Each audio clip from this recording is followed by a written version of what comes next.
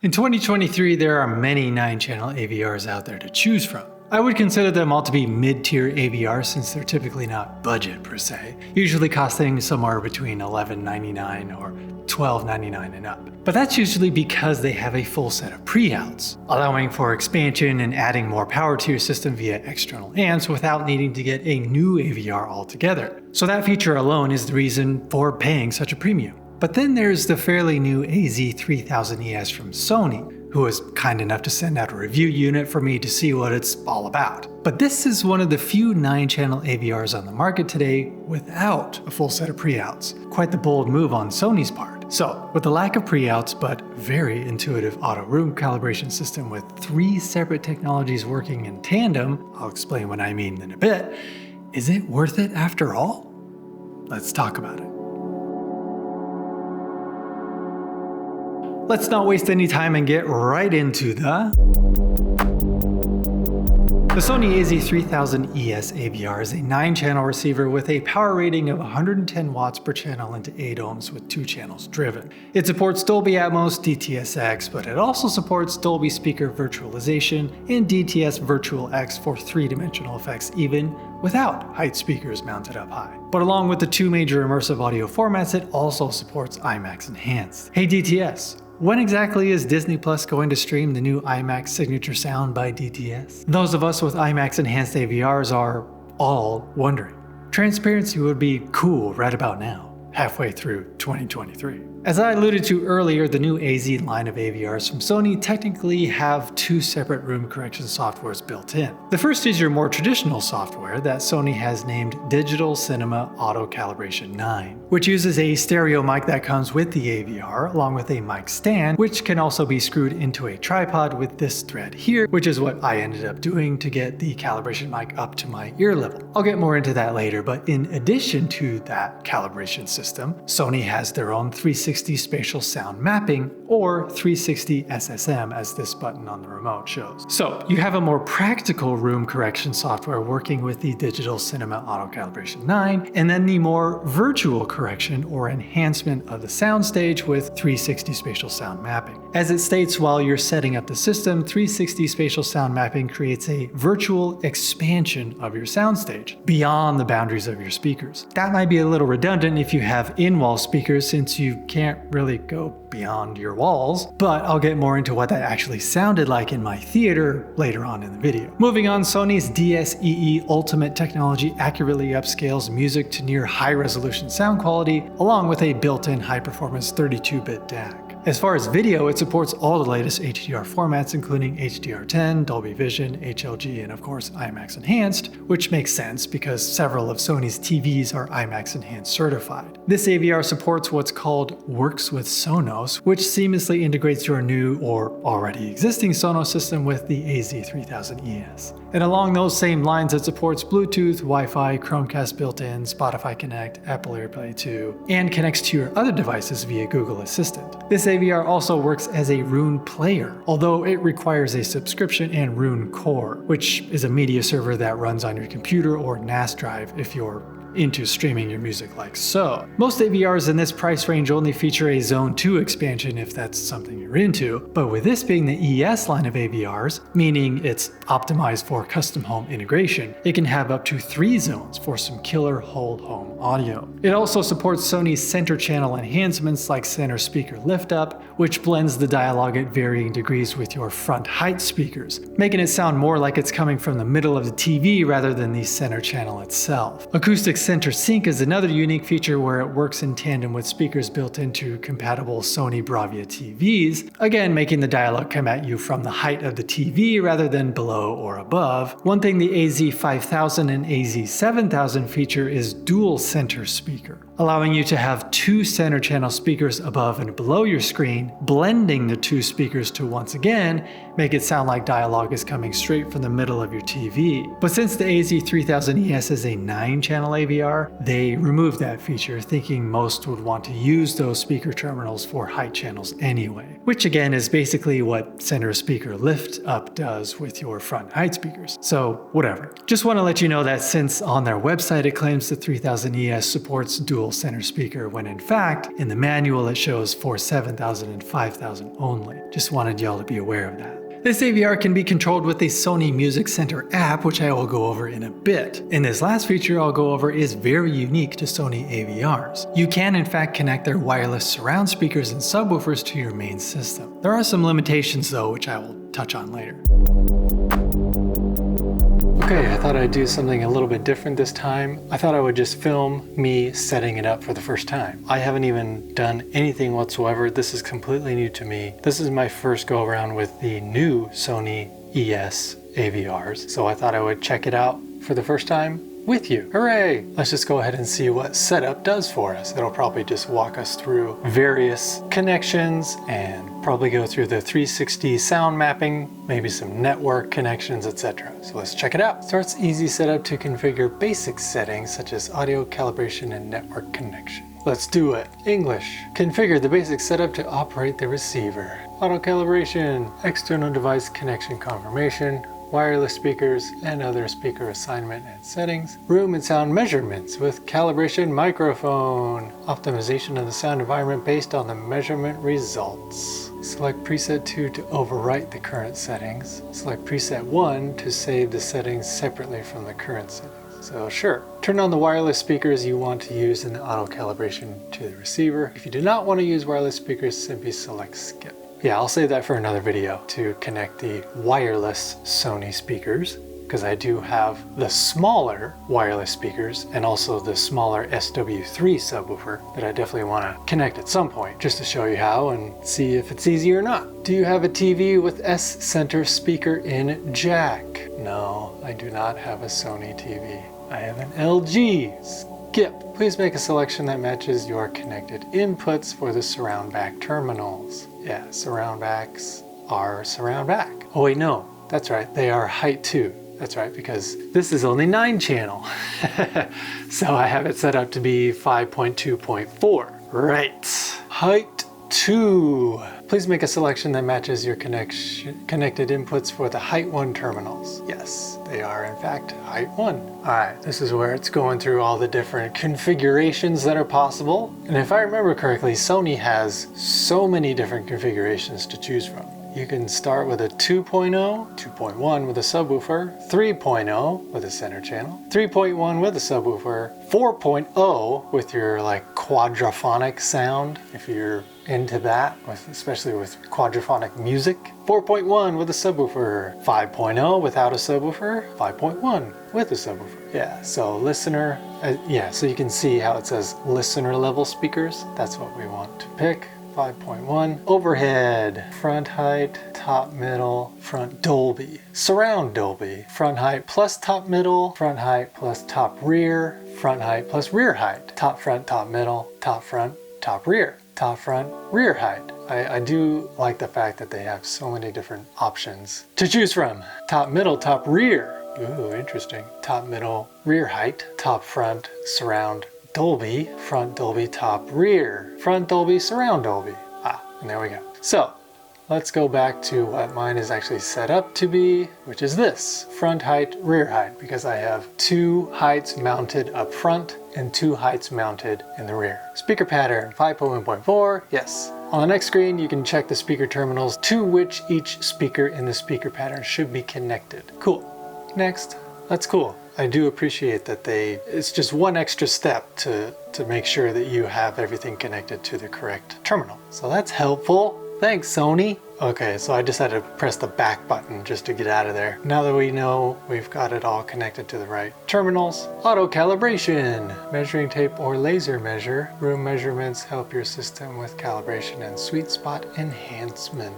So it wants me to measure the actual distance from the main listening position to the TV. Okay, as you can see, I've got a tape measure here. It is pretty much exactly 7 feet to where I have the calibration microphone set up. Okay then, 7 feet. Ding. Measure the height from the floor to the seated position. Okay. This is very unique. They want you to do homework.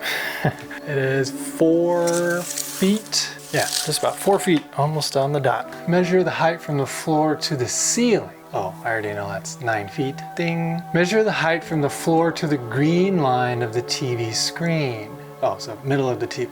Oh yeah, because it's right there. Hi, green line. Can you see this? Hi. That is 4 feet 5. 4 feet 5 inches. 4 feet 5 inches. Doing. Save to preset 2. Beep boop bop. Mic calibration. Calibration microphone and mic stand attachment. Calibration microphone helps accurately determine the room correction needed for your specific room condition. You can't see this, but I'm laying down for this next step, just so my body isn't interfering with the sound coming from the speakers. Next, connect the supplied calibration microphone to the calibration mic jack. Done. First measurement. Please place the microphone stand at ear height in the position where you listen to sound. Place the calibration microphone in the top position with the cable facing out toward the screen. Yeah, done. Click start to begin first measurement. The measurement will start 5 seconds after start is selected. It gives you 5 seconds to step out of the room if you need to, but like I said, I'm just laying down.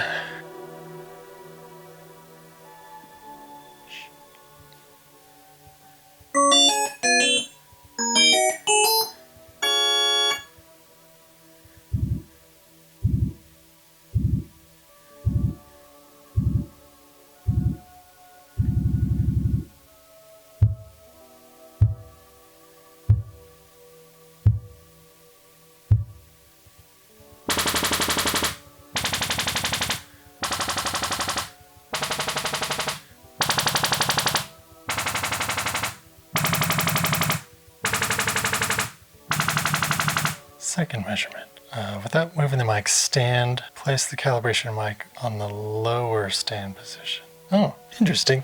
Again, this is pretty unique because I'm so used to Odyssey and okay, it is in the lower position. It's interesting because it's perpendicular to the first position too.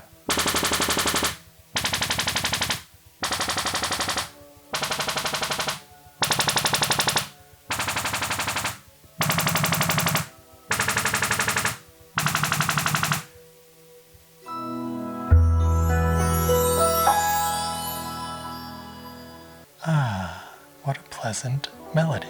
This completes the measurement operation. Save. Based on the measurement results, the speaker sound source can be relocated, quote unquote, to the ideal position to improve the surround connection. Use this feature when it is difficult to place the speakers in the ideal position due to the structure and furniture of your room. Cool, phantom surround back. Yeah, so if you have in-wall speakers or your speakers are just in a spot where you just can't move them anymore, this is an extra step to then, as it says, create a phantom, quote unquote, position of certain speakers to improve the immersive quality even more. I may want to skip this step just because I want to see how it is just on its own, but then I may go back and turn this on. So I think I'll just skip this for now because I want to see how it is just after regular calibration. Optimize the frequency characteristics of the speakers. Engineer sets the frequency characteristics of Sony listening room where this model was developed. Full flat makes the measurement of frequency from each speaker flat.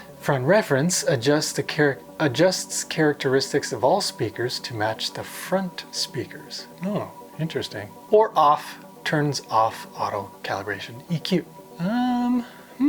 EQing of any sort is to smooth out bumps in frequencies or nulls in frequencies where it dips down due to just the nature of your listening space. So let's try full flat. Calibration matching adjusts the waveform output of the sound from paired stereo speakers. You can enjoy a wider sweet spot in the listening position and more natural sound effect. Sure. The next screen shows a 360 spatial sound mapping demo. Enable 360 sound mapping to be able to enjoy surround sound from all directions as if in a wide space exceeding the size of the room. Okay.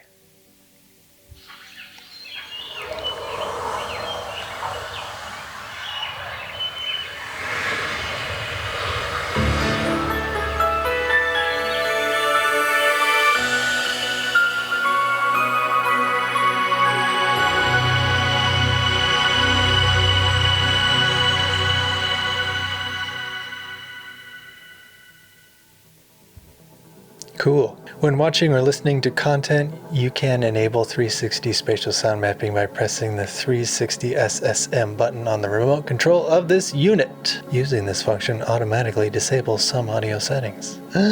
That's good to know. It's easy enough to just turn it on and turn it off. I did read somewhere that when 360 spatial mapping is on and you're just listening to stereo music, that it sounds kind of funky. So that's good to know that you can just easily just turn it off if you're listening to music. Cool beans. Finish. Internet settings. Meh.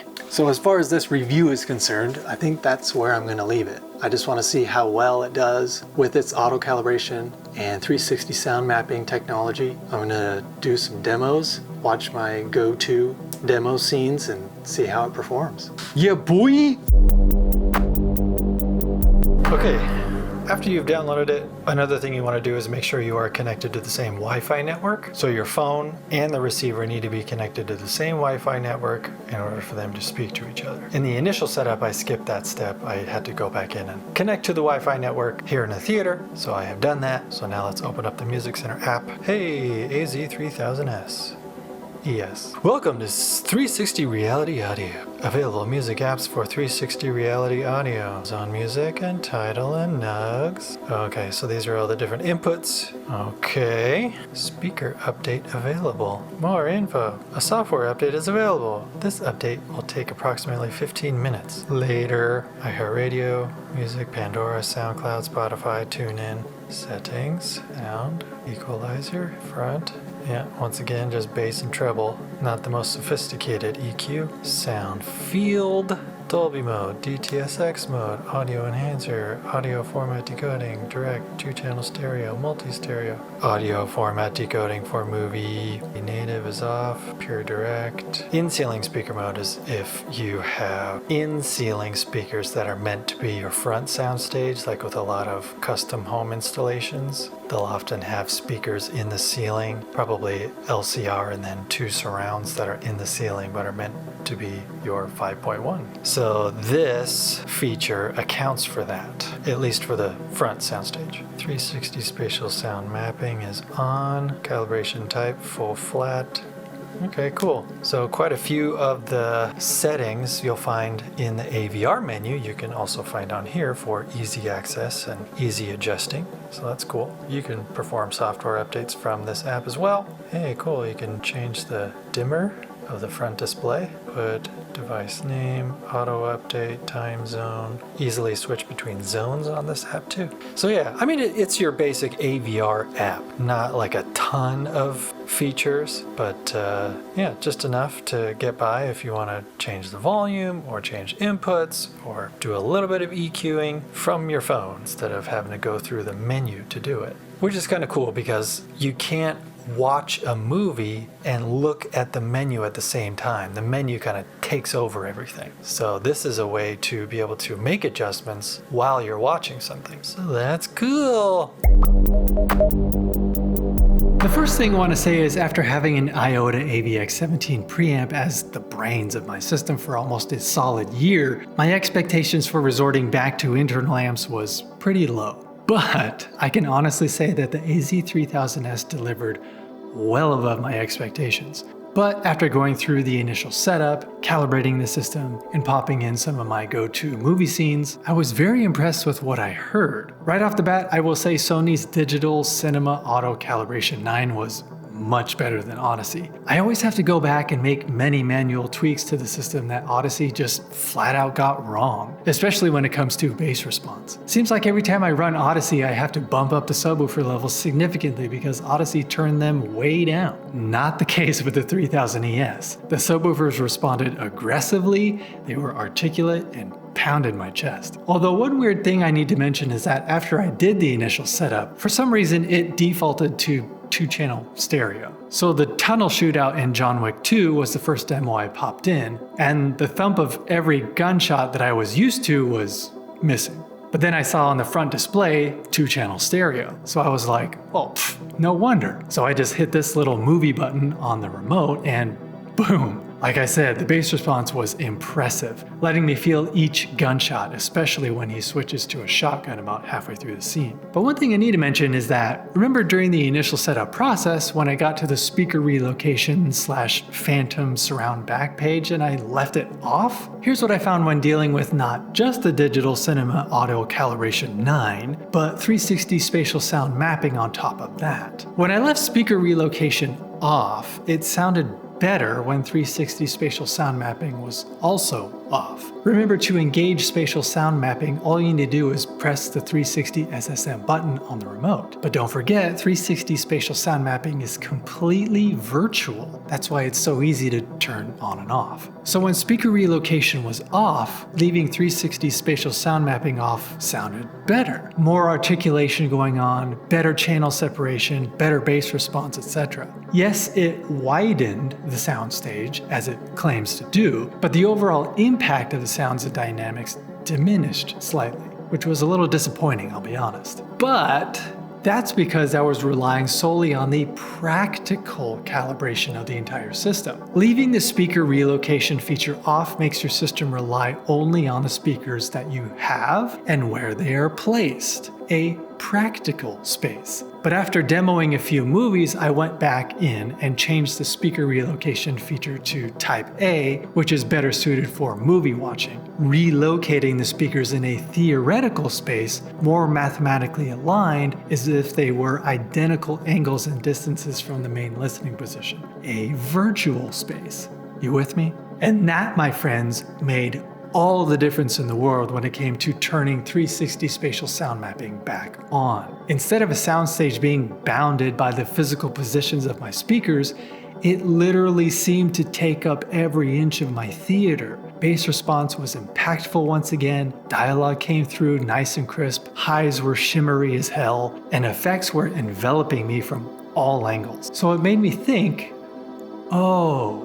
okay, since 360 Spatial Sound Mapping is strictly a virtual or software-based enhancement, not a practical one, it performs loads better in a virtual environment created by the AVR during the speaker relocation step. Got it. Is this making sense? Digital Cinema Auto Calibration 9 creates a practical soundstage, calibrating your system within the physical boundaries of your speakers. Speaker relocation plus 360 Spatial Sound Mapping creates a virtual soundstage. On my community page, I did ask if you had any questions regarding the AZ3000ES, and the vast majority of you wanted to know how 360 Spatial Sound Mapping compared to Direct Live or Odyssey. Unfortunately, I have yet to actually have an AVR equipped with Direct Live in this theater, which is a crime, believe me. I get it. But there are those out there that I trust who wholeheartedly swear by the magic of Direct Live. So I'm going to still say that Direct Live might still have a slight edge over Sony's options, mainly because there are upgrades beyond the standard that one can take advantage of, like Direct Live bass control, for example. But I can tell you that I think the combination of Digital Cinema Auto Calibration 9, speaker relocation, and 360 Spatial Sound Mapping is loads better than Odyssey, at least the standard version. Odyssey Multi-Q X takes it a step further for those wanting to really dial in their systems manually, but it's not free. One weird thing that I want to touch on is that after I had gone through the initial setup, when speaker relocation was still off, I went back in to see what the auto calibration had done and made some manual adjustments. Mainly, the levels were just a bit off, not all arriving at the main listening position at the same volume. And also the crossovers were all set to 120 Hertz for some reason, which I thought was too high. So I lowered them all to 80 Hertz. But one anomaly was after making all those manual adjustments, suddenly all my high frequencies were gone. Dialogue sounded muddy, sound effects didn't have any sparkle. I hadn't changed any EQ settings at all. In fact, after looking over the list of things that the auto calibration had done, nothing had been EQ'd. Everything was at its default, which by the way is a very basic EQ. You can adjust the treble and the bass, but that's it. No specific frequencies or Q values to adjust, only boosting or cutting bass and treble. But no matter what I did to try and get my high frequencies back, nothing worked. Although when I turned on 360 Spatial Sound Mapping, high frequencies were back. So strange. When it happened, it was about lunchtime anyway, so I turned everything off and took a break. When I came back from lunch and fired up the system again, high frequencies were back. So I guess it just needed a power cycle for it to be working well again. Just an odd quirk that I thought I should mention to you all. That, and every once in a while I would get an ever so slight pop when going back to a scene in a movie, or while switching out one 4K Blu-ray for another, it would intermittently raise the noise floor significantly before going silent again. So not anything I thought was too concerning, but little anomalies nonetheless. Just to see how easy or hard it was, I also connected the wireless speakers and sub that I had on hand from when I reviewed the AZ3000 soundbar. Pretty painless process really, just plugging in the speakers and sub and pressing the link button on the back, which the AVR instantly recognized. Then it takes you through the calibration process once again. One interesting thing about using wireless speakers is that it gives you an option of assigning them as surround or surround backs. But also surround plus sub, or just a sub, or just surrounds, etc. One thing I was hoping for is that maybe it could go beyond 9 channels if you incorporate their wireless speakers. No, sorry. You're still limited to 9 channels altogether. And if you use a wireless sub, that's it. You can have either a wireless sub or up to 2 wired subs, but not a combination of both. Dang. Overall, it was a cool experiment, but the RS3S wireless speakers I have aren't nearly as big as the Verus V5B bookshelf speakers, nor is the SW3 sub anywhere near the caliber of the Aperion Audio Bravos 212Ds, so as far as sound quality, it left something to be desired. But in a pinch, it's really cool to know that Sony has even made this a viable option. No other company offers that. Normally, soundbar systems are one and done, and that's it. So it's uniquely cool that your wireless surrounds or sub that you have with your dated soundbar can still find life integrated into your traditional home theater system. More options is good, just in case, which I am a big fan of. Another feature I want to highlight is the center channel enhancements, specifically center speaker lift up, because it was one I could actually utilize with the 3000ES. While it did make it seem like dialogue was coming more from the middle of the TV, when I stood up and walked closer to the TV, it was very apparent that dialogue was also coming from the front height speakers. And honestly, from my listening position anyway, dialogue sounds like it's coming from the TV, even though the center channel speaker is below my TV. So for me, it's not something I needed. I personally want height speakers to only output height information. I don't need dialogue to bleed into the height effects too, just my personal preference. One last thing I want to hit on is the price. In typical Sony fashion, the AZ3000ES is pretty expensive at $1699. That's the same price as a Denon X3800H, which has a full set of pre-outs, supports RO3D, supports up to 4 subwoofers, and is Direct Live ready if you want to pay extra for it. Or there is still the wildly popular Onkyo RZ50, which is normally $1599, but frequently goes on sale for only $1299 on Crutchfield.com, including right now as I'm recording this video. But the RZ50 also has a full set of pre-outs, is THX certified, and has Direct Live already built into it. Or what about something that's even closer with specs, like the Pioneer LX305, which also is a 9-channel AVR without a full set of pre-outs. While it has slightly less power and doesn't support IMAX Enhanced, it does have Direct Live already built in, and it normally costs $1199. That's a lot less for just a few less bells and whistles. But let's face it, Sony knows they can get away with it because Sony loyalists are still willing to pay. Take the HT-A9 for example. If you got it with the SW5 wireless subwoofer, that's $2,400. That's an expensive soundbar system compared to its competitors. And yet, it's still one of their most popular items to date.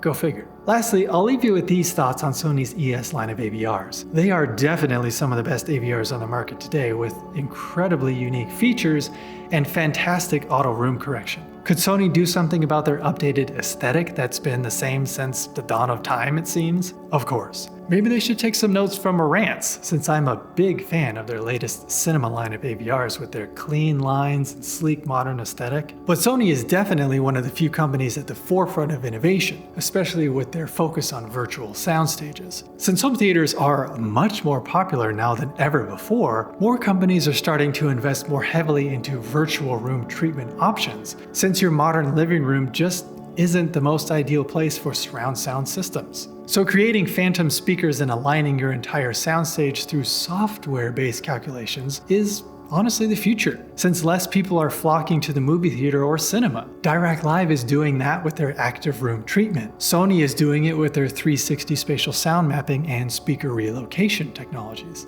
This is the direction we're heading, making it easier for the average consumer to make their non-theater-like living room sound incredible without having to completely renovate their listening space. So while I still think that Dirac Live, along with their bass control and active room treatment options, are still more sophisticated, Sony isn't far behind with their speaker relocation and 360 spatial sound mapping. Like I said, Odyssey Multi-Q X is very sophisticated, but you sure need to know what you're doing to dial in your system. But honestly, anyone could follow the simple steps laid out with these new ES AVRs from Sony, and that makes a big difference since Sony knows there are many more novices interested in home theater ever since COVID. So yes, even though I wish the price was reduced by a few $100s, the AZ3000ES is a fantastic 9-channel AVR in today's market. If it was $1699 and it had a full set of pre-outs, I'd be 100% on board. Take all my money. But honestly, any update to this AVR, maybe they'll call it the AZ3100ES or something, I think it should have a full set of pre-outs. Just saying, Sony. Just saying. Thank you for joining me on this review of the Sony AZ3000ES AVR. And now it's your turn. What's your take on the price? Are you convinced that the trifecta of digital cinema auto calibration 9, speaker relocation, and 360 spatial sound mapping is a tour de force in making a listening space sound incredible? Let's start a conversation, people. As always, please be kind to each other out there. Don't just watch TV and movies. Experience them through your AZ3000ES. And of course, always be listening.